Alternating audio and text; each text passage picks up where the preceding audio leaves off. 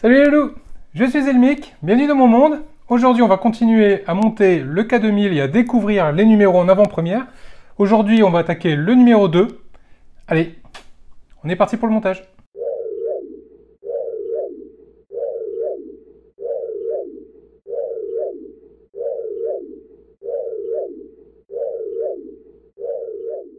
Alors pour rappel, au numéro 1, on a monté ce magnifique capot. Alors note, notez bien, quand vous mettez vos doigts dessus, les empreintes restent. Donc il faut toujours un petit coup de chiffon. C'est du brillant, ça marque forcément les doigts. On va bien le mettre de côté. Et on va voir tout de suite ce qu'on a niveau pièces. Alors niveau pièces, on est plutôt gâté sur ce numéro. On va notamment avoir tout ce qui est le museau de la machine. Le pare-choc avant avec le scanner, le positionneur qui va servir ici à positionner le scanner, ce qui est une pièce en plastique, ainsi que là devant la partie plexiglas, on va dire, du scanner. On va retrouver ici, waouh, les amis, le museau de la voiture, énorme, tout en métal, pèse son poids, c'est vraiment sympathique. Hop, on va le mettre de côté. Et ici, les projecteurs avant, donc les anti-brouillards, on va dire. 3 anti-brouillards sont rangés assez intelligemment, donc c'est pas mal. Une petite pièce ici. Je sais pas du tout à quoi elle sert pour le moment. Une pièce avec un bouton vert par-dessus. Et des vis, 1, 2, 3 sachets de vis, AM, AP et GM. Allez, sans plus tarder, on passe au montage. Alors, la première étape du montage va consister à venir prendre le bouclier avant et à venir positionner la petite pièce que je ne savais pas ce que c'était et qui en fait est tout simplement le support de feu. Donc le support de feu se tient de cette façon-là avec la boule vers le bas et on vient le positionner là ici dans le coin et on vient y mettre une vis AM. Voilà qui est fait. La pièce est en place. On va mettre ça de côté pour le moment. Et on va s'occuper des phares. Donc on va commencer par cette pièce ici, qui est plutôt bien détaillée. On voit toutes les rainures du phare. C'est vraiment pas mal du tout. On va prendre cette pièce-là. Et on va récupérer le verre qui va avec. Et l'idée étant de venir positionner le verre à l'intérieur. Donc ça rentre tout seul. Et on va faire ça pour les 3.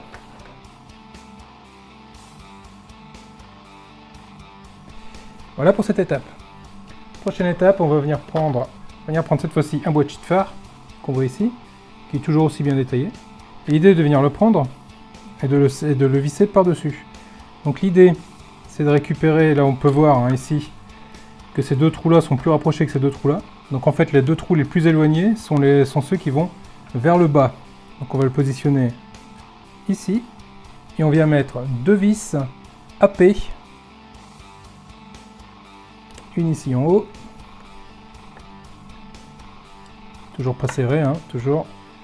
C'est du plastique sur du plastique, donc on y va tout doucement. Et pareil ici. Donc voilà ce que ça donne.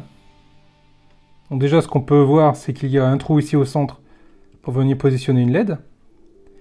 Donc les anti-brouillards ne seront pas fictifs, seront tout à fait fonctionnels.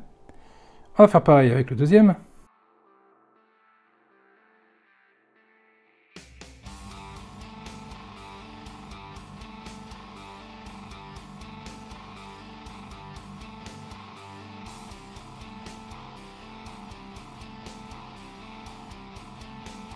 Les 3 sont assemblés.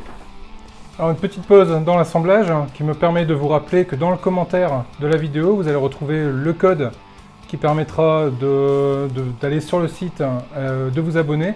Comme ça donnera comme information à Altaïa que vous êtes passé par mon billet pour vous abonner. Et du coup, de donner raison à Altaïa de continuer avec moi pour pouvoir faire d'autres collections en avant-première et de vous les présenter en avant-première.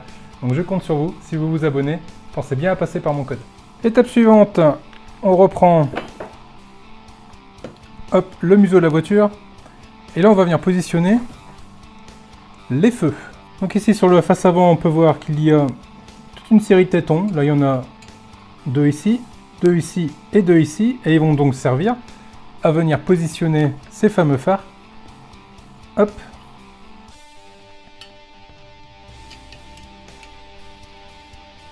On les positionne comme ça. Et on vient serrer une vis ici et ici pour qu'ils viennent tenir en place. Et les vis qu'on utilisera, ce sont des vis AM.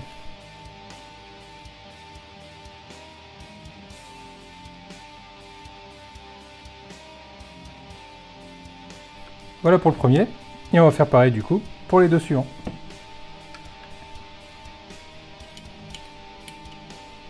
On met ici. Alors j'ai vu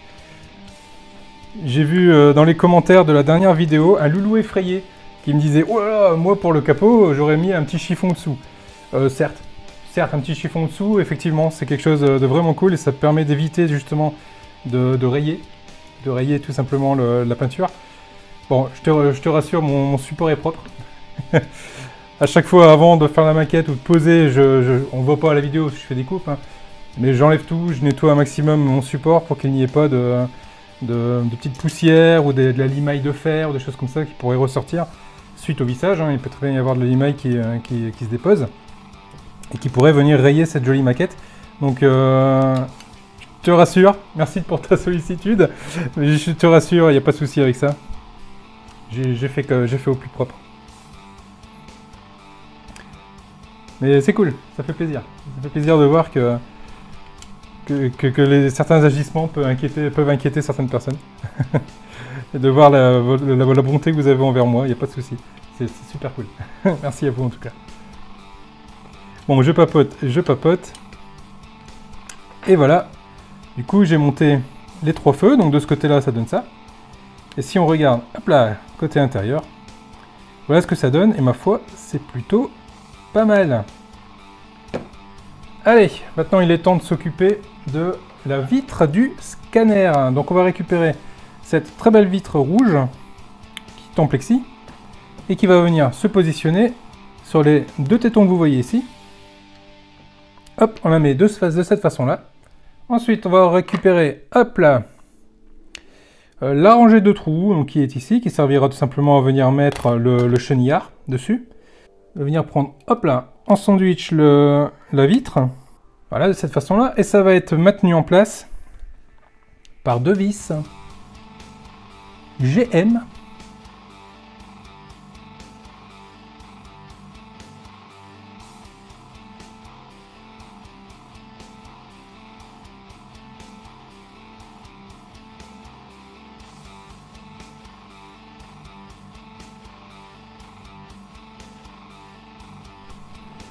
Et voilà le résultat. On a le chenillard en place avec les 2 vis ici. Et voilà. Et voilà qui clôture le numéro 2. Ma foi, c'est plutôt sympathique. Ça fait encore une belle pièce. Donc si on regarde bien les deux, hop, je vais prendre les deux ensemble. Et qu'on vient les positionner, ça va donner ceci. Hop, je sais pas si on voit bien. On voit bien la caméra, mais voilà, ça va donner, ma foi, plutôt beau, encore une fois. C'est pas mal. Ce que je vous propose, c'est qu'on attaque, allez, directement le numéro 3, en bonus. Allez, on attaque le numéro 3 directement. Et dans ce numéro 3, on va commencer à assembler la roue. Donc, niveau pièces, c'est pas mal, on a encore ce qu'il faut.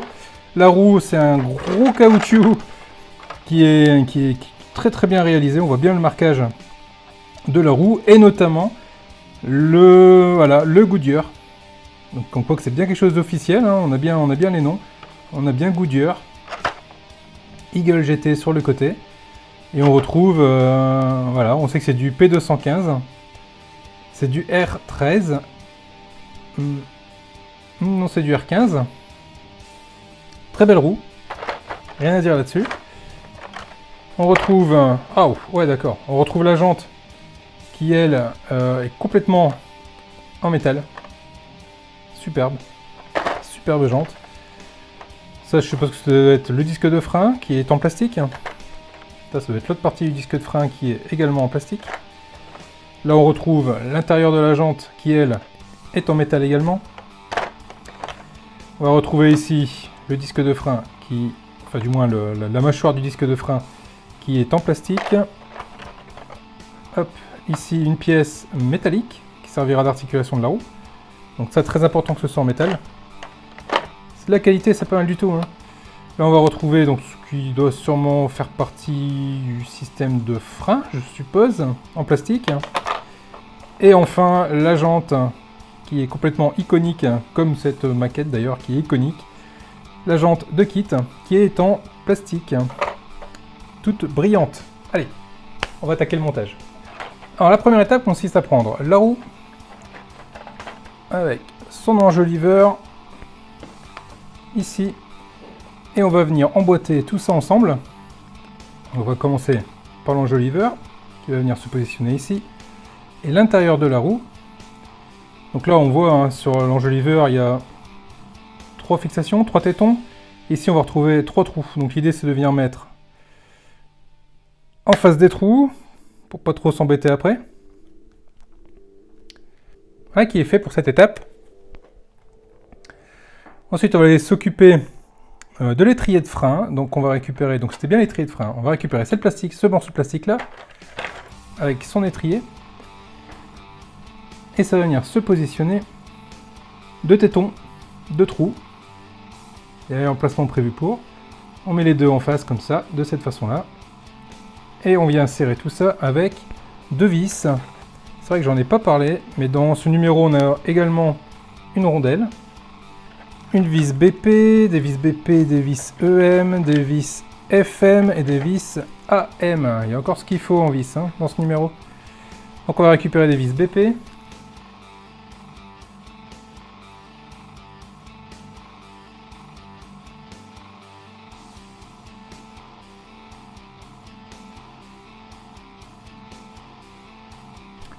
Voilà qui est fait pour cette pièce. On est monté correctement. De ce côté, on va s'occuper maintenant du disque de frein. Donc on va récupérer cette partie-là avec ça. Ici, donc on a 3 tétons. Là, on a 3 trous. Donc là, on met hop, les trous, les tétons dans les trous. On appuie bien. Et ça s'enfonce correctement.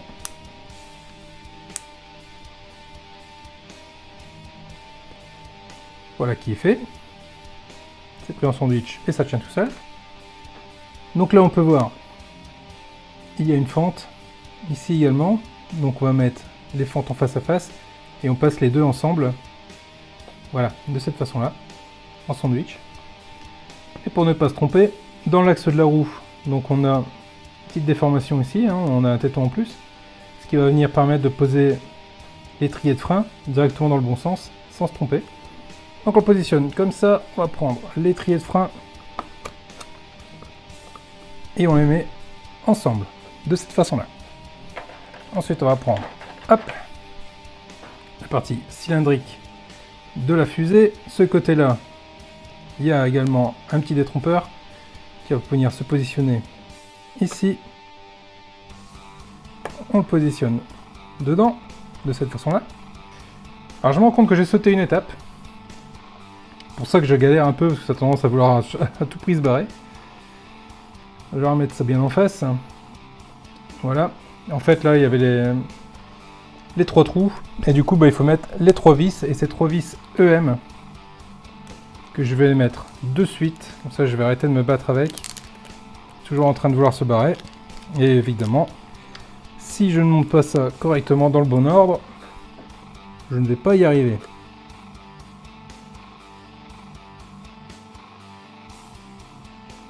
Voilà qui est fait, les 3 vis sont mises. Cette fois-ci ça tient bien. Donc on va reprendre.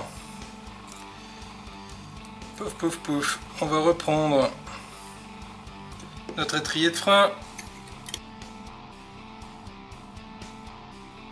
Voilà. On va venir reprendre cette pièce-là. Qu'on va également venir positionner ici. On retourne le tout. On remet la petite rondelle au centre. Voilà. Et notre vis.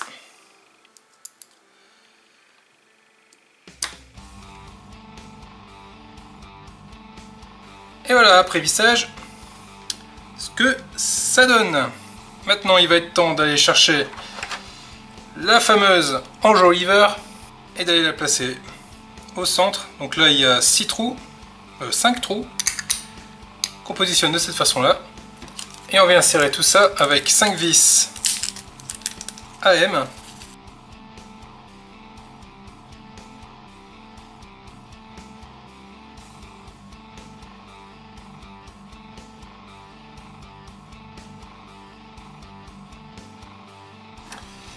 Et voilà ce que ça donne, cette magnifique roue. C'est de toute beauté. Voilà les loulous, voilà ce qu'on pouvait dire sur ce numéro 2 et 3. Donc le numéro 2, le museau avec le scanner et les anti-brouillards. Et le numéro 3, la roue. Et le numéro 1, le capot. Bon les loulous, sur ce, je vous dis à très vite pour la suite. Ça va être donc le numéro 4 et le numéro 5. En attendant, portez-vous bien, prenez soin de vous. Et je vous dis à très vite les loulous. Salut!